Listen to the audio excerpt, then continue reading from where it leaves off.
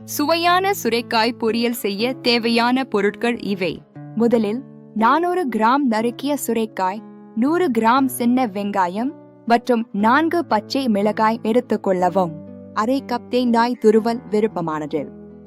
ஒரு கொத்து கறிவேப்பிலை, 1/4 டீஸ்பூன் மஞ்சள் தூள், 1/4 டீஸ்பூன் கடுகு, 1/4 டீஸ்பூன் உளுத்தம்பருப்பு, அரை டீஸ்பூன் கடலை பருப்பு தேவைக்கு 1/4 டீஸ்பூன் சாம்பார் அல்லது குழம்பு மசாலா தூள் 1 டீஸ்பூன் விருப்பமானது மேலும் 4 டீஸ்பூன் எண்ணெய், தேவையான அளவு உப்பு மற்றும் 2 முதல் 3 டம்ளர் தண்ணீர் ஊற்றி தயாராக வைக்கவும்.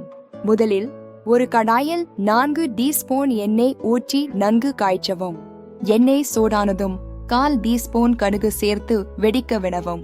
பின்னர் 1/4 டீஸ்பூன் உளுத்தம்பருப்பு மற்றும் அரை டீஸ்பூன் கடலை பருப்புகளை சேர்த்து அவை பொன்னிறமாக மாறும் வரை மெதுவாக வதக்கவும்.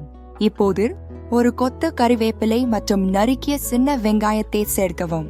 வெங்காயம் மென்மையாகவும் பொன்னிறமாகவும் மாறும் வரை நன்கு வதக்கவும். அடுத்து நறுக்கிய சுரைக்காய் மற்றும் பச்சை மிளகாயை சேர்க்கவும்.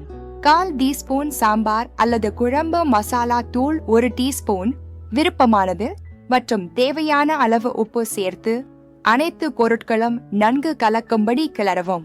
சிறிது தண்ணீர், அதாவது 2 முதல் 3 டம்ளர் தண்ணீர் ஊற்றி கடாயை மூடி வைக்கவும்.